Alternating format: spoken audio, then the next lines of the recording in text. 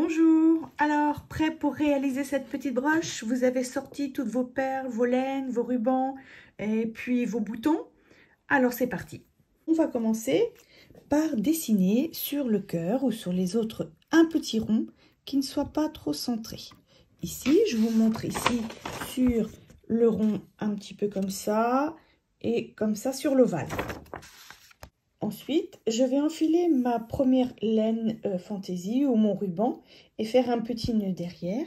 Et on va venir autour de ce point qu'on a dessiné, faire ce qu'on appelle du point de ruban. Donc je sors, je le mets bien à plat. Si vous voulez, dans mes vidéos, là, il en existe une où j'explique comment broder le ruban et je remontre aussi ce point. Donc on le met bien à plat et ensuite on va repiquer à l'intérieur. Voilà. Hop, je tire tout doucement jusqu'à ce que la feuille, le pétale se forme. Voilà. Je tire pas trop parce que sinon vous allez avoir quelque chose complètement aplati. Et autour de ce premier pétale, vous allez en faire deux autres. Voilà. Je tire. Je mets bien à plat et je repique dessus. Jusqu'en bordure du motif. Là, je vous ai dit, après, on adaptera la bordure. Puis un autre de l'autre côté. Alors, vous faites attention derrière à écarter avec votre doigt le ruban pour ne pas repiquer dans le ruban qui est dessous parce que sinon, ça va être trop compliqué. Voilà, je le mets à plat et je fais un deuxième point. Ensuite, on finit par deux derniers pétales.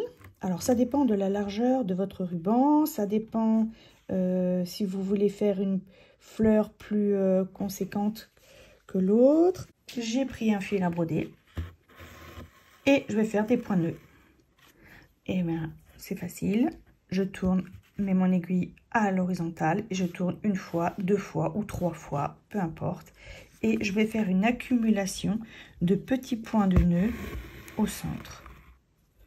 J'y vais tranquille quand je sors, parce qu'il y a le ruban en dessous. Donc, si vous ne voulez pas le faire ressortir sur l'endroit, il faut y aller mollo.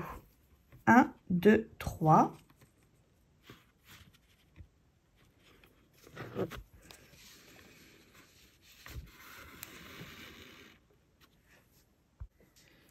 Lorsque le cœur de la fleur est terminé, vous voyez avec une petite accumulation de points de nœud, je vais prendre un autre fil ou le même que celui-là et on va aller lancer dans chaque pétale un ou deux points.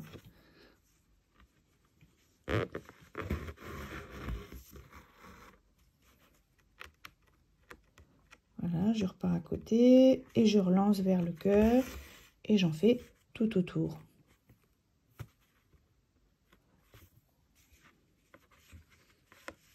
Alors, l'accumulation de matière en dessous peut faire que c'est un peu difficile, soit de rentrer ou de sortir avec votre aiguille.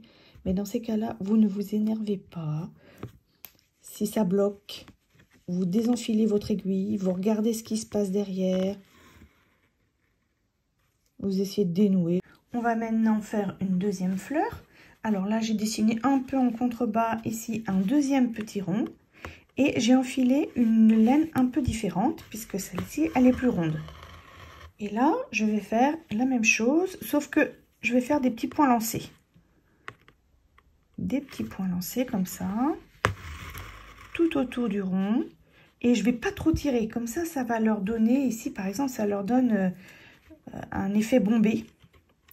Alors, je peux commencer par en faire, pour bien répartir, je peux commencer par en faire une en haut, une en bas, une à droite, une à gauche pour faire une petite croix et après en faire entre chaque. Voilà. Alors, je ne tire pas trop. Je fais attention aussi, toujours en dégageant avec mon doigt derrière les autres morceaux de laine, pour ne pas qu'ils se prennent les uns dans les autres.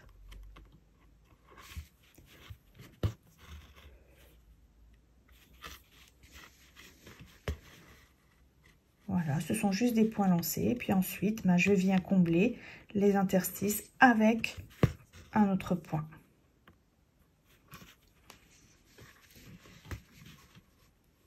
Pour terminer et faire le cœur de la fleur, eh bien, soit vous faites un gros point de nœud avec de la laine ou du fil, soit, comme ici, vous pouvez enfiler et coudre une perle par 2 fois, hein, ou même 3, pour que ça tienne bien.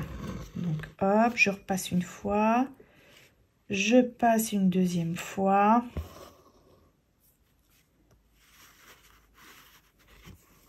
Ça permet de coucher la perle. Et pour le la troisième fleur ou autre chose, hein, vous pouvez mettre, alors là, j'ai choisi de mettre un bouton, et une petite perle fleur par-dessus. Donc, ça va faire 3 centres d'intérêt. Vous pouvez mettre aussi une breloque, tout ce que... Enfin, voilà, là, l'imagination n'a pas de limite, hein. Hop, et ensuite, j'attrape, je couds la perle dans les 2 trous du bouton, par exemple ici. Et je vais la recoudre plusieurs fois pour que ce soit bien accroché également.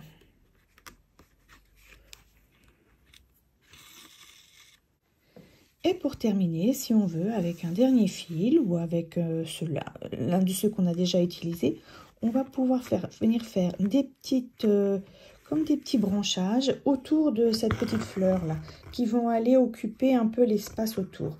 Alors, on va faire du point d'épine pour ça, c'est-à-dire qu'on pique à gauche, on sort à gauche plutôt, on repique à droite, et inversement si vous êtes gaucher. Et puis là, on va venir faire un petit V. Puis ensuite, on va refaire un petit coup ici. On repique à droite. C'est un point d'épine qui est assez libre. Voilà. Donc, et on va venir le piquer dans la fleur. On peut lancer une petite branche ici, un peu plus haut. Un coup à droite. Je repique dans la boucle. Puis je vais à droite. Je repique en dessous dans la boucle. Puis je vais à gauche. Je repique en dessous. Et là j'ai utilisé un petit fil métallique tressé au verre à soie. Une très jolie couleur.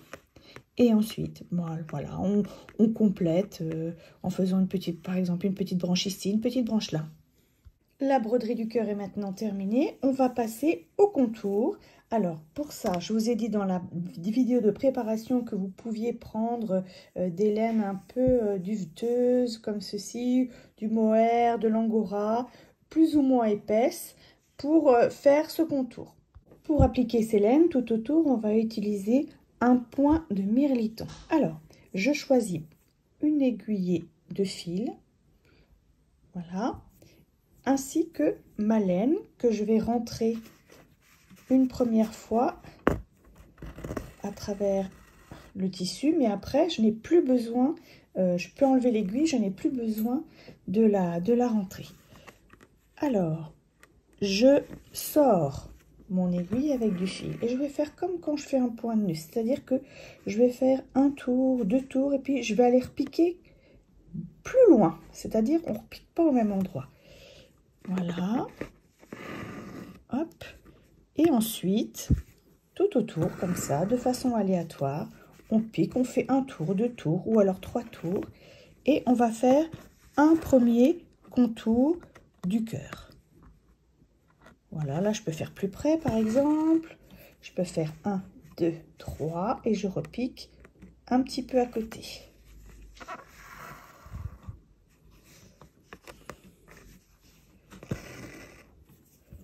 Un, 2 et je repique plus près. Quand on a fini une coudée de fil comme ceci, eh bien il suffit de la... Il n'y a pas besoin de la rentrer, il suffit de faire quelques points autour du bout qui dépasse, histoire de bien l'accrocher sur le motif. Voilà. Et ensuite, vous pouvez soit couper, soit le planquer dans le deuxième fil. Puis, vous sortez une autre coudée de laine fantaisie et une autre coudée de fil. Et vous recommencez jusque au bout. Voilà, on a terminé en faisant un premier tour. Alors là, soit vous arrêtez, soit vous pouvez reprendre une deuxième laine. Alors là, j'en ai pris une qui est un petit peu différente. Et on ne va pas en mettre partout parce que sinon, ça ferait trop important. Mais là, par exemple, je peux jeter un petit point. Voilà. Je peux en rajouter un ici. Je fais un tour, deux tours. Hop. Voilà. Et là, je peux faire disparaître cette laine-là, à cet endroit-là, par exemple. Et, alors, faut pas de la laine trop fragile. Hein. C'est-à-dire que là, la chenille, je ne vais pas pouvoir la faire sortir tant que ça de fois. Et je vais repartir un peu plus loin.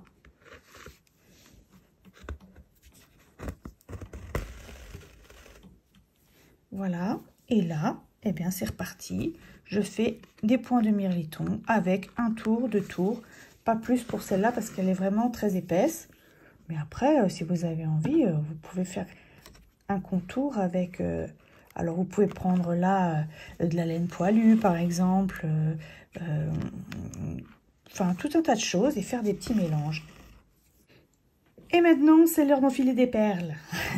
Alors, on va venir. C'est l'heure de sortir tout petit trésor de bouts de perles, de minuscules perles. Alors là, j'ai pris quelques perles de rocaille pour commencer. Et on va en venir en mettre, en enfiler quelques-unes et la piquer dans la laine. Alors, on fait des petits paquets de perles comme ça. On repasse 2 fois dedans, c'est mieux.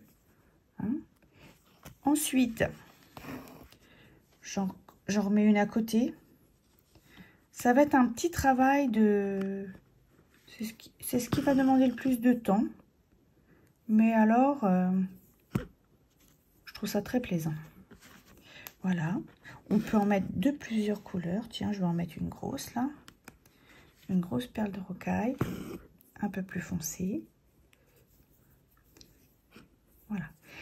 Et une fois, quelqu'un m'a demandé quand est-ce qu'on s'arrête.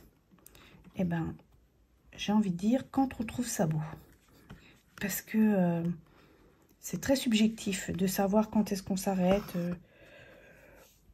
Je vous suggère de faire déjà un premier tour. Voilà. Et ensuite, vous voyez si ça vous plaît. Vous pouvez essayer d'en rajouter. Puis à un moment, vous allez voir, ça va vous sembler satisfaisant. Et vous allez vous arrêter.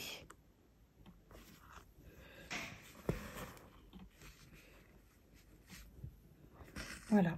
Alors au début, on ne les voit pas trop parce qu'elles sont cachées dans la laine. Mais si vous faites des petits paquets de 2 ou 3 perles, vous allez voir, eh ben, elles vont ressortir.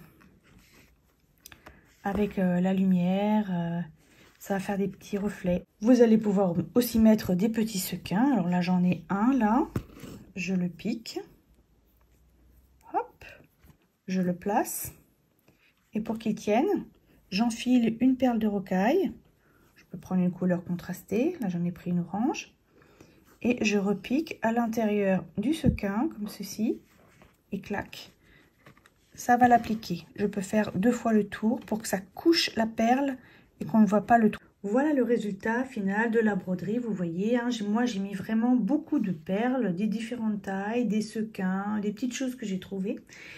Et on se retrouve donc d'ici 3 ou 4 jours pour finaliser la broche, c'est-à-dire la montée. Voilà, je vous souhaite de bonnes broderies et surtout n'hésitez pas à laisser vos petites questions et vos commentaires. Allez, à bientôt!